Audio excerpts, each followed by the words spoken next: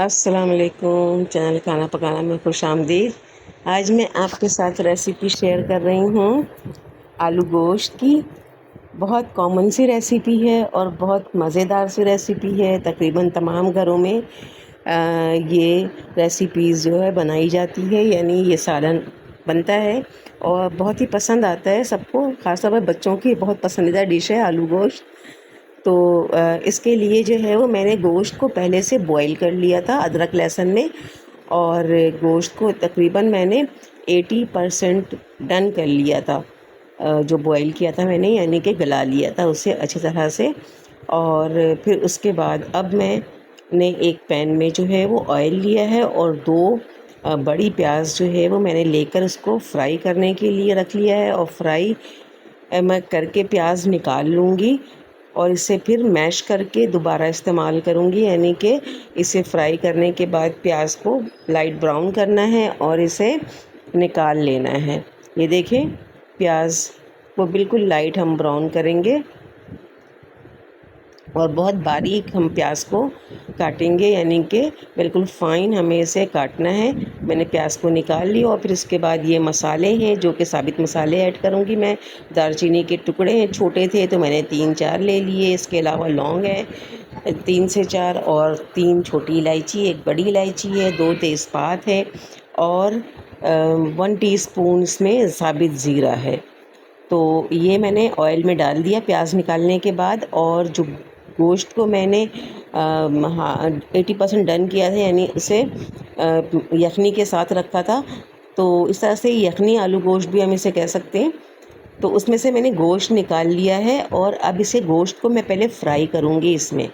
ये देखें, ये मैं बीफ को इसमें फ्राई कर लूँगी अच्छी तरह से। और जो यखनी थी वो मैंने अलग कर ली है। तो मसाले के साथ मैं इसे फ्राई कर रही हूँ। गोश्त को फ्राई कर लेना है, बहुत अच्छी सी खुशबू आएगी इसमें से। अदरक लहसुन ऑलरेडी मैं डाल चुकी हूँ, यखनी में है अदरक लहसुन। इसके साथ ही मैं इसमें मसाला ऐड कर रही हूँ। 1 टेबल स्पून इसमें जाएगा मेरे पास कश्मीरी लाल मिर्च जाएगी, और इसके अलावा 1 टीस्पून हल्दी, 1 टेबल स्पून बराबर से कुटी लाल मिर्चें हैं, और इसके अलावा नमक है, और धनिया है 1 टेबल स्पून बराबर से। थोड़ा सा पानी इसमें मैंने ऐड किया, क्योंकि अगर मसाले में हम पानी ऐड नहीं करेंगे तो मसाला जल जाएगा। तो बस देखिए, ये जो कलर आ रहा है ये कश्मीरी लाल मिर्च की वजह से है। कश्मीरी लाल मिर्च तेज़ नहीं होती है, बल्कि इसमें अच्छा सा एक कलर आता है। और इस तरह के देगी जो सालन तैयार करते हैं हम, उसमें ज़रूर कश्मीरी लाल मिर्च का इस्तेमाल करते हैं, ताकि अच्छा सा इसका लुक भी आए। और मिर्च का जो टेस्ट है वो कुटी लाल मिर्चें मैंने इसमें ऐड की हैं, उससे आएगा प्रॉपर। और इसको इस तरह से भून लेंगे ताकि मसाला बिल्कुल भुन जाए और मसाले का कच्चापन दूर हो जाए। ये देखें, इस तरह से हम इसे, मतलब इसमें जो पानी थोड़ा सा मैंने ऐड किया था वो मसाला भूनने के लिए ऐड किया था। अब ये यखनी है, इस यखनी को मैं इसमें ऐड कर रही हूँ। यखनी का टेस्ट बहुत अच्छा सा आता है इसके शोरबे में, यानी जो इसकी ग्रेवी होती है, इसका शोरबा होता है, बहुत मज़ेदार टेस्ट आता है। आप कभी बना कर देखें इस तरह से। डायरेक्ट भी हम बनाते हैं गोश्त को डायरेक्ट इस्तेमाल करके, लेकिन मैं यखनी के साथ जब बनाती हूँ तो मुझे ज़्यादा अच्छा टेस्ट इसका आता है। तो ये देखें, इसके साथ मैंने इसे बस 10 मिनट के लिए कवर किया था यखनी के साथ पकने के लिए गोश्त के, क्योंकि गोश्त तो डन है। इसके बाद मैंने आलूओं को भी बॉईल कर लिया, और यहाँ पर मैंने आलू को बॉईल किया है तो मैंने थोड़ा सा जर्दे का कलर डाल लिया था, क्योंकि इस तरह से इसके लुक भी अच्छा आता है और बच्चों को पसंद भी बहुत अच्छा आता है आलू।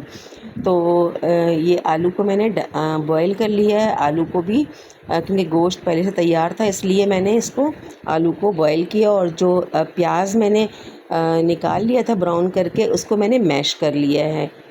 उसे ग्राइंडर में या चॉपर में नहीं चलाना, बल्कि हाथ से, थोड़ा दानेदार सा ये बनेगा तो हाथ से इसे मैश कर लेना है। और मैश करने के बाद इसमें ऐड कर देंगे हम प्याज को। तो इस तरह से जो है वो हमारी एक ग्रेवी तैयार हो रही है, बल्कि इसमें ग्रेवी से ज़्यादा जो यखनी का शोरबा है वो आता है।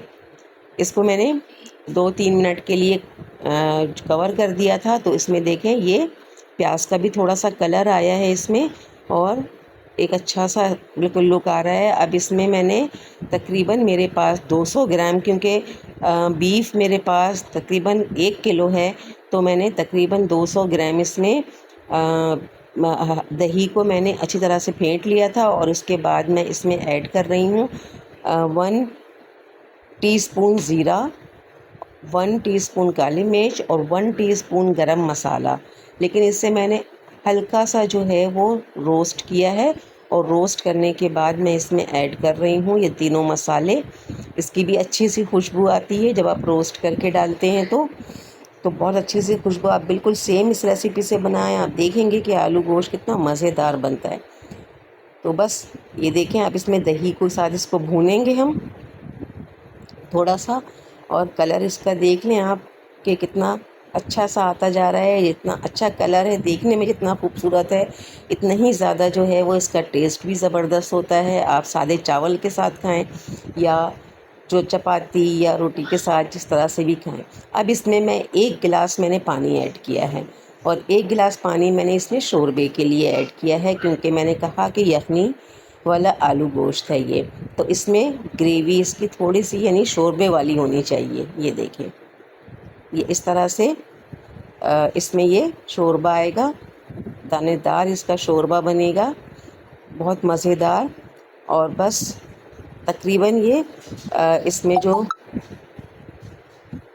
इंग्रेडिएंट्स हैं वो मैं ऐड कर चुकी हूँ। अब इसमें मैं हरा मसाला यानी कि हरी मिर्चें ऐड करूँगी, जितनी आपको पसंद हो आप ऐड कर लें। मैंने इसमें 2 से 3 हरी मिर्चें ऐड की, 3 हरी मिर्चें मैंने इसमें ऐड की हैं। और इसमें हाफ़ टी स्पून से भी कम, यानी क्वार्टर और हाफ़ टी स्पून के दरमियान में मैं इसमें जायफल जावित्री का जो पाउडर हम बना कर रखते हैं बिरयानी के लिए, वो पाउडर मैं इसमें ऐड कर रही हूँ।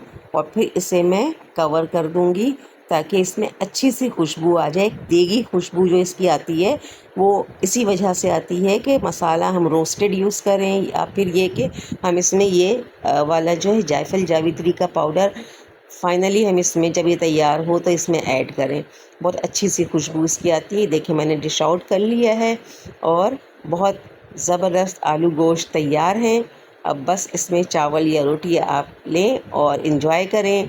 बच्चे बड़ों सबकी पसंद है। बहुत मतलब जो भी इसमें मसाले यूज़ किए हैं मैंने बहुत ही मुनासिब यूज़ किए हैं ताकि बच्चों को भी कोई इशू ना हो। तो ज़रूर ट्राई कीजिएगा। अपना बहुत सारा ख्याल रखिएगा। मेरे चैनल को लाइक और सब्सक्राइब ज़रूर कर दीजिएगा। बेल आइकन को प्रेस कर दीजिएगा ताकि आपको मेरी आने वाली वीडियोस टाइम पर मिल सकें। मिलते हैं नेक्स्ट वीडियो में। अल्लाह हाफिज़।